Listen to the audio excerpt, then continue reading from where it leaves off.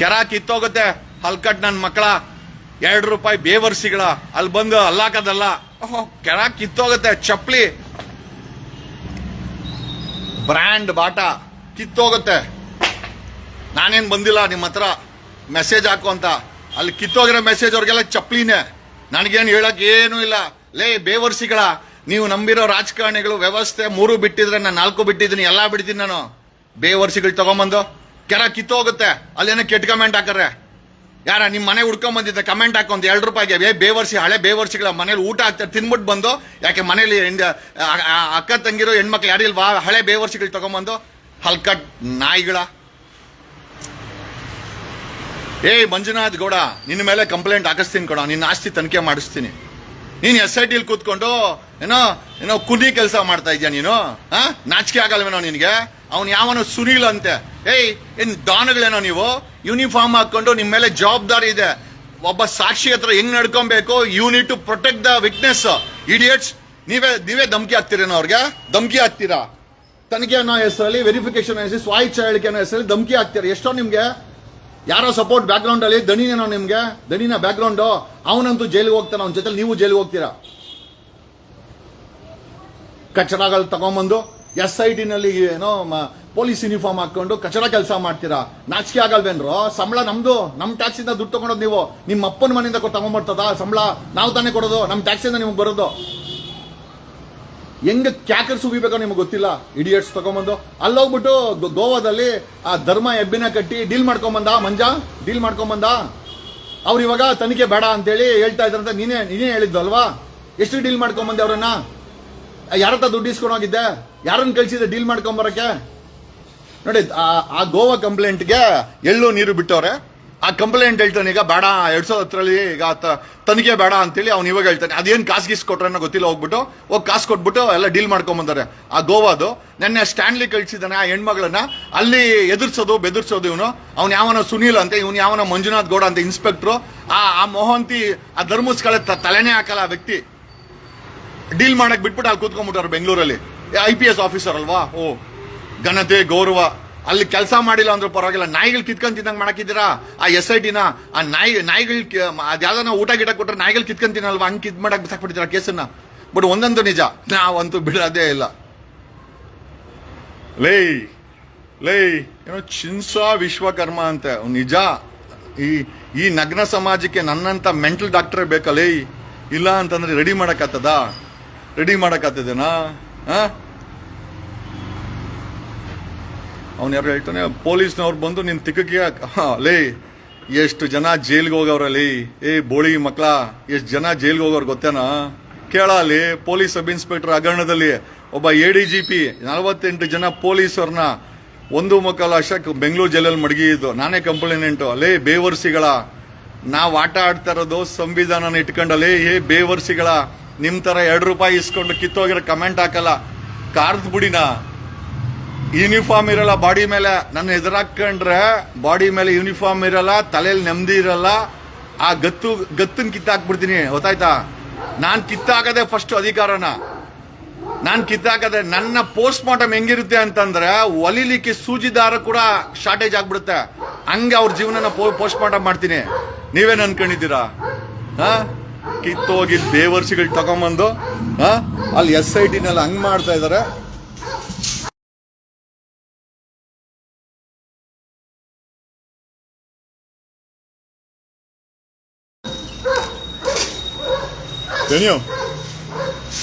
ಅದು SIT ಕತೆ ಆಯ್ತು ಅಂತಂದ್ರೆ ಬೆಂಗಳೂರಲ್ಲಿ ಇನ್ನೊಂದು ಕತೆ ಆಗಿದೆ. ಬೆಂಗಳೂರು ಅಲ್ಸೂರ್ ಗೇಟ್ ಪೊಲೀಸ್ ಠಾಣೆ ಇನ್ಸ್ಪೆಕ್ಟ್ರು ಹನುಮಂತ ಬೆಜಂತ್ರಿ ₹1 ಕೋಟಿ ಇಸ್ಕೊಂಡು ರೆಡ್ ಹ್ಯಾಂಡಲ್ಸಿಗೆ ಹಾಕೊಂಡಿದ್ದಾನೆ. ಅಲ್ಸೂರ್ ಗೇಟ್ ಪೊಲೀಸ್ ಇನ್ಸ್ಪೆಕ್ಟ್ರು ₹1 ಕೋಟಿ ಹವಾಲ ದುಡ್ಡು ಇಸ್ಕೊಬೇಕಾದ್ರೆ ಸಿಕ್ಕಾಕೊಂಡಿದ್ದಾನೆ. ಅಲ್ರಿ, ಬೆಂಗಳೂರಲ್ಲಿ 130 ಪೊಲೀಸ್ ಸ್ಟೇಷನ್, ಕೋಟಿ ಹಣ ಮಾಡುವಂತ ಇನ್ಸ್ಪೆಕ್ಟ್ರು ಕಳೆದ 10 ದಿವಸದಲ್ಲಿ 4 ಇನ್ಸ್ಪೆಕ್ಟ್ರು ಬೀದಿಗೆ ಬಂದಿದ್ದಾರೆ. ಮೊದಲನೇ ಅವನು ಸೂರ್ಯನಗರ ಪೊಲೀಸ್ ಇನ್ಸ್ಪೆಕ್ಟ್ರು 1 kg ಕದ್ದಿರೋ ಚಿನ್ನನ ಎಂಡ್ರಿಗೆ ಒಡವೆ ಮಾಡಿಸ್ಕೊಟ್ಟವನೆ. ಎರಡನೇ ಅವನು ಚಾಮರಾಜಪೇಟೆ ಜಮೀರ್ ಅಹಮದ್ ಖಾನ್ ಕಾನ್ಸ್ಟಿಟ್ಯೂನ್ಸಿ ಅವನು ಮಂಜ ಅವನು ಮಂಜ ಅಂತೆ, ಅವನು ಇನ್ಸ್ಪೆಕ್ಟರ್ ಮಂಜ 11 ಜನ ಇದನ್ನೇನು ಹೊಡಿಕೋಲ್ ಡ್ರಗ್ಸನ್ನ ಸಪ್ಲೈ ಮಾಡೋರಿಗೆ ತಿಂಗಳು 2 ಲಕ್ಷ ಹವಾಲ ಇಸ್ಕೊಂಡು ಅವನು ಸಸ್ಪೆಂಡ್ ಆಗವನೆ. ಅವನ ಮೇಲೆ FIR ಮಾಡಿಲ್ಲ. ಅವ್ನು ಸೂರ್ಯನಗರನ ಅವನು ಕೂಡ FIR ಮಾಡಿಲ್ಲ. ಯಾಕಂತಂದ್ರೆ ಪೊಲೀಸರು ಕಳ್ತನ ಮಾಡಲಿ, ಡ್ರಗ್ ಮಾರಾಟ ಮಾಡಲಿ, ಅವ್ರ ಮೇಲೆ FIR ಆಗಲ್ಲ, ಅವ್ರ ಜೈಲ್ಗೂ ಆಗಲ್ಲ. 3ನೇ ಅವನು ಕೊಡಗೇಳಿ ಇನ್ಸ್ಪೆಕ್ಟ್ರು ಮುತ್ತು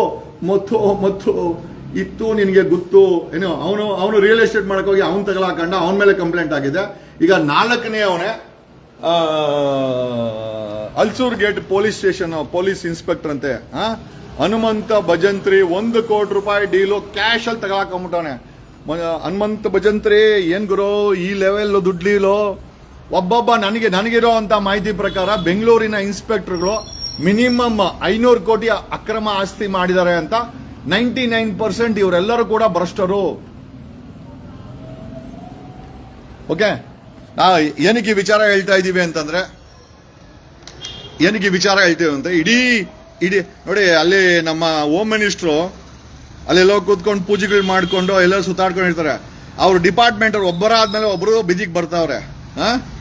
ಅವ್ನು ನೋಡಿದ್ರೆ ಒಬ್ರು 1 kg ಚಿನ್ನ ಒಡವೆ ಮಾಡಿಸ್ಕೊಡ್ತಾನೆ ಹೆಂಡತಿಗೆ, ಇನ್ನೊಬ್ಬ ಡ್ರಗ್ಗಳು ಮಾರಾಟ ಮಾಡಿ ಚಾಮರಾಜಪೇಟೆ ತಗಲಾಕಂತಾನೆ.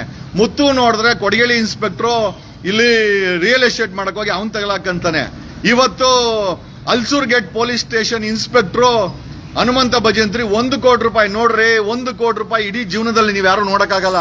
ಅದೇ ಒಬ್ಬ ಇನ್ಸ್ಪೆಕ್ಟರ್ ಸಬ್ ಇನ್ಸ್ಪೆಕ್ಟರ್ ಆಗ್ಬಿಟ್ರೆ, ಅದು ಬೆಂಗಳೂರಲ್ಲಂತೂ ನಿಮಗೆ ಕೋಟಿ ಕೋಟಿ ಕೋಟಿ ಕೋಟಿ ಮಾಡಿಕೊಂಡು, ಅದಕ್ಕೆ ನಾನು ಹೇಳೋದಲ್ಲ, ಮಿನಿಮಮ್ 1 ಕೋಟಿಯಿಂದ ಶುರುವಾಗತ್ತೆ, 20 ಕೋಟಿ ಅಂತೆ ಪೋಸ್ಟಿಂಗು.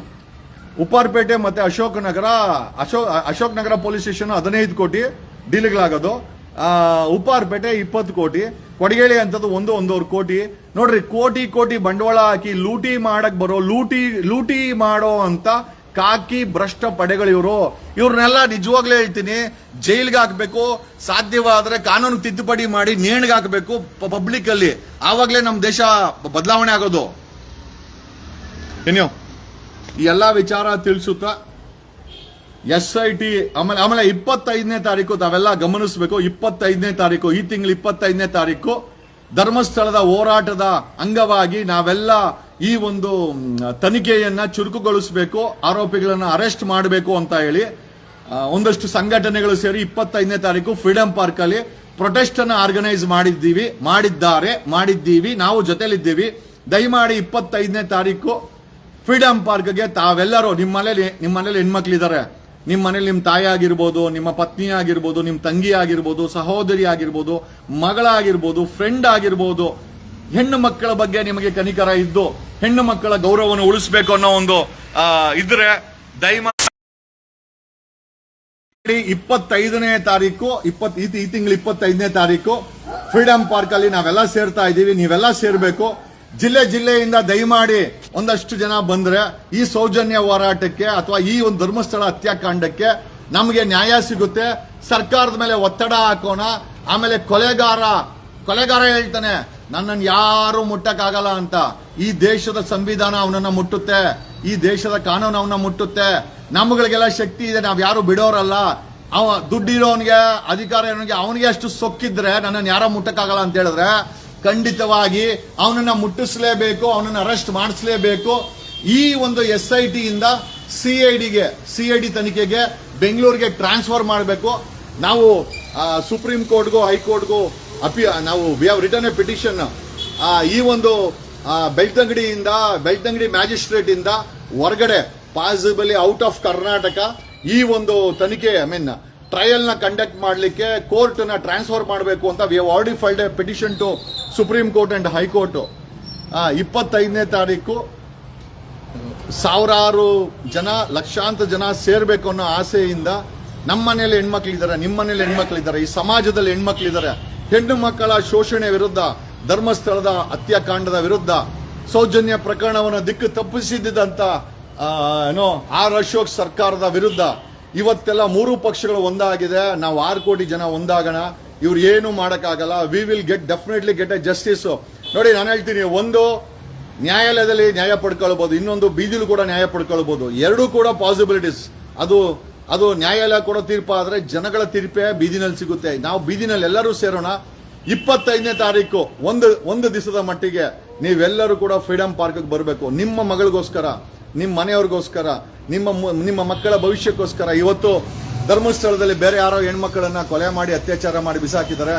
ನಾಳೆ ದಿವಸ ಅದು ನಿಮ್ಮ ಮನೆಗೆ ಬರ್ಬೋದು, ಪಕ್ಕದ ಮನೆಗೆ ಬರ್ಬೋದು, 6 ಕೋಟಿ ಕನ್ನಡಿಗರು ಯಾರ ಮನೇಲಿ ಕೂಡ ಆಗ್ಬೋದು. ಹೆಣ್ಮಕ್ಳು ಹೆಚ್ಚಿನ ಸಂಖ್ಯೆಯಲ್ಲಿ 25ನೇ ತಾರೀಕು ಬರಬೇಕು. ನಿಮ್ದೇ ಊಟ, ನಿಮ್ದೇ ನೀರು. ನಾವು ಯಾರು ಊಟನೂ ಕೊಡಲ್ಲ, ನೀರು ಕೊಡಲ್ಲ. ಯಾಕೆ ಅಂತಂದ್ರೆ ನಮ್ಗೆ ಯಾರು ಸ್ಪಾನ್ಸರ್ಡು ಮಾಡ್ತಾ ಇಲ್ಲ. ಹಾಗಾಗಿ ನಿಮ್ಮ ಊಟನ ನೀವೇ ಉಣಿಸ್ಕೊಬೇಕು, ನಿಮ್ಮ ನೀರನ್ನ ನೀವೇ ಎತ್ಕೊಂಡ್ಬರ್ಬೇಕು.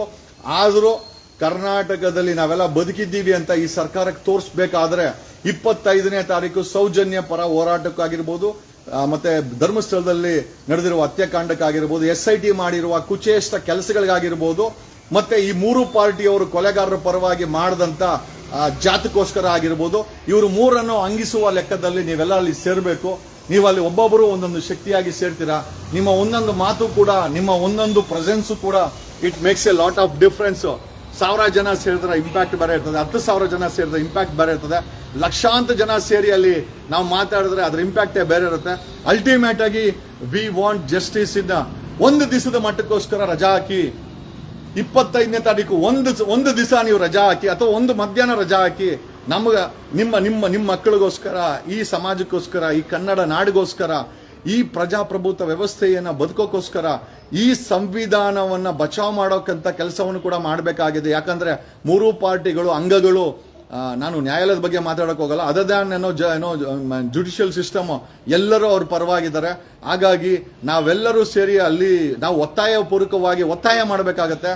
ಒತ್ತಾಯ ಯಾವಾಗತ್ತೆ ಅಂದ್ರೆ ಸಾವಿರಾರು ಜನ, ಲಕ್ಷಾಂತರ ಜನ 25ನೇ ತಾರೀಕು, ಈ ತಿಂಗಳ 25ನೇ ತಾರೀಕು ನೀವೆಲ್ಲ ಅಲ್ಲಿ ಸೇರಿದ್ರೆ ಖಂಡಿತವಾಗಿ ಸರ್ಕಾರಕ್ಕೆ ಒಂದು ದೊಡ್ಡ ಎಚ್ಚರಿಕೆಯನ್ನ ಕೊಟ್ಟಂಗಾಗುತ್ತೆ. ಧರ್ಮಸ್ಥಳದ ಹತ್ಯಾಕಾಂಡದ ಪರವಾಗಿ ನೀವೆಲ್ಲ ನಿಮ್ದೇ ಆದಂತ ಬ್ಯಾನರ್ಸು, ಪೋಸ್ಟಿಂಗ್ಸ್ಗಳನ್ನ ಮಾಡ್ಕೊಂಡ್ ಬರ್ಬೋದು. ಅದನ್ನ ಸ್ವತಂತ್ರ ಉದ್ಯಾನವನದಲ್ಲಿ ಅದನ್ನ ಡಿಸ್ಪ್ಲೇ ಕೊಡ್ಬೋದು. ಸಾಕಷ್ಟು ಮಾಧ್ಯಮದವರು ಇರ್ತಾರೆ, ಯೂಟ್ಯೂಬರ್ಸ್ ಇರ್ತಾರೆ, ಜನ ಇರ್ತಾರೆ, ಎಲ್ಲರೂ ಇರ್ತಾರೆ. ಆಮೇಲೆ ಇಡೀ ಪ್ರಪಂಚದಾದ್ಯಂತ ಮಾಧ್ಯಮಗಳು ಬರ್ತಾರೆ. You hope if I am not wrong, CNN, ಮತ್ತೆ BBC ಕೂಡ ಕವರ್ ಮಾಡ್ತಾರೆ. ಅಂತಾರಾಷ್ಟ್ರೀಯ ಮಟ್ಟಕ್ಕೆ ಇದೊಂದು ದೊಡ್ಡ ನ್ಯೂಸ್ ಆಗುತ್ತೆ. ನಮಗೆ ನಾವೇ ನ್ಯಾಯ ಕೊಡಿಸ್ಕೊಳಕ್ಕೋಸ್ಕರ ಬೀದಿಗೆ ಬಂದಿದೆ ಅಂತ ಅಂತಾರಾಷ್ಟ್ರೀಯ ಮಟ್ಟದಲ್ಲಿ ಇದು ಚರ್ಚೆ ಆಗತ್ತೆ, ರಾಷ್ಟ್ರೀಯ ಮಟ್ಟದಲ್ಲಿ ಚರ್ಚೆ ಆಗತ್ತೆ. ಚರ್ಚೆ ಆಗಲೇಬೇಕು. ಚರ್ಚೆ ಯಾವಾಗ ತಾಗತ್ತೆ ಅಂತಂದ್ರೆ ನೀವು ಒಂದು ಮಧ್ಯಾಹ್ನ ನಮಗೋಸ್ಕರ ಒಂದು ಮಧ್ಯಾಹ್ನ ಲೀವ್ ಹಾಕಿ ಬನ್ನಿ. ಯಾವ ರಾಜ್ಯದ ಮೂಲೆಯಲ್ಲಿ ಸಾಧ್ಯವಾದ್ರೆ ಟ್ರೈನ್ ಹತ್ತಿ ಬುತ್ತಿ ಕಟ್ಕೊಂಡು ಅಥವಾ ಹೋಟ್ಲಲ್ಲಿ ನೀವೇ ತಿಂಡಿ ತಿನ್ಕೊಂಡು ನಿಮ್ಮ ನೀರು ನೀವೇ ತಗೊಂಡು ಅಲ್ಲಿ ಸೇರಬೇಕಾಗಿ ನಾನು 6 ಕೋಟಿ ಕನ್ನಡಿಗರ ಪರವಾಗಿ, ಈ ಧರ್ಮಸ್ಥಳದ ಹತ್ಯಾಕಾಂಡದ ನ್ಯಾಯ ಕೊಡಿಸೋದ ಪರವಾಗಿ ನಿಮ್ಮೆಲ್ಲರನ್ನು ಬೇಡ್ಕೊಳ್ತಾ ಇದ್ದೀನಿ, ರಿಕ್ವೆಸ್ಟ್ ಮಾಡ್ತಾ ಇದ್ದೀನಿ. ಡಾಕ್ಟರ್ಸ್ ಆಗಿರ್ಬೋದು, ಲಾಯರ್ಸ್ ಆಗಿರ್ಬೋದು, ರೈತರಾಗಿರ್ಬೋದು, ಕಾಲೇಜ್ ಸ್ಟೂಡೆಂಟ್ಸ್ ಆಗಿರ್ಬೋದು, ಹೆಣ್ಮಕ್ಳಾಗಿರ್ಬೋದು, ಗಂಡು ಮಕ್ಳಾಗಿರ್ಬೋದು, ಆಟೋ ಡ್ರೈವರ್ಸ್ ಆಗಿರ್ಬೋದು, ಕ್ಯಾಬ್ ಡ್ರೈವರ್ಸ್ ಆಗಿರ್ಬೋದು, ಆಮೇಲೆ ಫುಡ್ ಡೆಲಿವರಿ ಬಾಯ್ಸ್ ಆಗಿರ್ಬೋದು, ರೆಸ್ಟೋರೆಂಟ್ ಓನರ್ಗಳಾಗಿರ್ಬೋದು, ಬಿಸ್ನೆಸ್ ಮೆನ್ಗಳಾಗಿರ್ಬೋದು, ಎಲ್ಲರೂ ಕೂಡ ಅತಿ ಹೆಚ್ಚಿನ ಸಂಖ್ಯೆಯಲ್ಲಿ ಹೆಣ್ಣು ಮಕ್ಕಳು ಭಾಗವಹಿಸಬೇಕು ಅಂತ ನಾನು ಕೇಳ್ಕೊಳ್ತೀನಿ. ನಿಮಗೋಸ್ಕರ ಮಾಡ್ತಾರಂತ ಹೋರಾಟ, ನಿಮಗೋಸ್ಕರ, ನಿಮ್ಮ ಮಕ್ಕಳಿಗೋಸ್ಕರ ಮಾಡ್ತಾರಂತ ಹೋರಾಟ. ನೀವೆಲ್ಲ ಅಲ್ಲಿ ಸೇರಬೇಕು, ನಮಗೆಲ್ಲ ಶಕ್ತಿ ತುಂಬಬೇಕು. ಈ ಸರ್ಕಾರಕ್ಕೆ ಒಂದು ಎಚ್ಚರಿಕೆ ಗಂಟೆ ಕೊಡಬೇಕು. ನಿಮಗೆ ಚಾನ್ಸ್ ಸಿಕ್ಕರೆ ಮಾಧ್ಯಮಗಳ ಜೊತೆ ಮಾತಾಡುವಂತ ಒಂದು ವ್ಯವಸ್ಥೆನೂ ಸಿಗುತ್ತೆ. ಕರ್ನಾಟಕದಲ್ಲಿರುವ ಮಹಿಳಾ ಸಂಘಗಳು, NGOಗಳು ಅತಿ ಹೆಚ್ಚಿನ ಸಂಖ್ಯೆಯಲ್ಲಿ 25ನೇ ತಾರೀಕು ಅಲ್ಲಿ ಸೇರ್ಬೇಕಾಗಿ ನಿಮ್ಮೆಲ್ಲರಿಗೂ ಕಳಕಳಿಯ ಮನವಿಯನ್ನ ಮಾಡುತ್ತಾ ಈ ವಿಡಿಯೋನ ಮುಗಿಸ್ತಾ ಇದ್ದೀನಿ. SITನ ದಿಕ್ತಪ್ಸಾಗಿದೆ. SITನ ಮುಚ್ಚಾಕೋ ಮಟ್ಟಕ್ಕೆ ಇವರೆಲ್ಲ ಮಾಡಿಬಿಟ್ಟಿದ್ದಾರೆ. ನಾನು ಸಿದ್ದರಾಮಯ್ಯನವರ ಸರ್ಕಾರ ಕೇಳಿದಂತಂದ್ರೆ, ಸರ್ಕಾರ ಈ SITನ ಮುಚ್ಚಾಕಿ CID ಬೆಂಗಳೂರಿಗೆ ಕೇಸನ್ನ ಟ್ರಾನ್ಸ್ಫರ್ ಮಾಡಿ ತನಿಖೆಯ ಆಫೀಸನ್ನ CIDನಲ್ಲೇ ಇರಲಿ. ಯಾಕೆ ಅಂತಂದ್ರೆ I think it's more or less it's more beneficiary to the complainant ಅಂತ ಹೇಳುತ್ತಾ ಈ ಕೇಸ್ಗೆ ನ್ಯಾಯ ಸಿಗಬೇಕು ಅಂತಂದ್ರೆ SITನ ಮುಚ್ಚಾಕಿ ಅವ್ನ ಮಂಜನ್ನ ಮನೆ ಕಳಿಸಿ, ಅವ್ನ ಸುನಿಲ್ನ ಮನೆ ಕಳಿಸಿ, you dismantle SIT and hand over the case to CID ಅಂತ ಹೇಳುತ್ತಾ ಬೆಂಗಳೂರಲ್ಲಿ 4 ಪೊಲೀಸ್ ಸ್ಟೇಷನ್ ಅವರು ಬೀದಿಗೆ ಬಂದಿದ್ದಾರೆ. ಸೂರ್ಯನಗರ ಇನ್ಸ್ಪೆಕ್ಟ್ರು ಚಿನ್ನನ ಹೆಂಡತಿಗೆ ಒಡವೆ ಮಾಡಿಸ್ಕೊಟ್ಟು 1 kg ಚಿನ್ನನ 1.25 ಕೋಟಿ ರೂಪಾಯಿ ಒಡವೆನ ಹೆಂಡತಿಗೆ ಮಾಡಿಕೊಟ್ಟು ಅವ್ನು ಬೀದಿಗೆ ಬಂದಿದ್ದಾನೆ. ಚಾಮರಾಜಪೇಟೆ ಇನ್ಸ್ಪೆಕ್ಟ್ರು ಮಂಜುನಾಥ್ ಗೌಡ ಅವನು ಬೀದಿಗೆ ಬಂದವನೇ ಡ್ರಗ್ ಕೇಸಲ್ಲಿ. ಕೊಡಗೇಲಿ ಇನ್ಸ್ಪೆಕ್ಟ್ರು ಮುತ್ತು ರಿಯಲ್ ಎಸ್ಟೇಟ್ ಮಾಡಕ್ ಹೋಗಿ ಅವನು ಬೀದಿಗೆ ಬಂದಿದ್ದಾನೆ. ಈಗ ಅಲ್ಸೂರ್ ಗೇಟ್ ಪೊಲೀಸ್ ಇನ್ಸ್ಪೆಕ್ಟ್ರು 1 ಕೋಟಿ ರೂಪಾಯಿ ತಗೊಳ್ಬೇಕಾದ್ರೆ ರೆಡ್ ಹ್ಯಾಂಡ್ ಸಿಕ್ಕಾಕೊಂಡಿದ್ದಾನೆ. ಇನ್ಸ್ಪೆಕ್ಟರ್ ಹನುಮಂತ ಭಜಂತ್ರಿ ಅಂತ. ಆಹಾ, ಎಲ್ಲಿಗೆ ಬಂತು, ಯಾರಿಗೆ ಬಂತು 47ರ ಸ್ವಾತಂತ್ರ್ಯ? ಎಲ್ಲ ಭ್ರಷ್ಟರು. ಥು.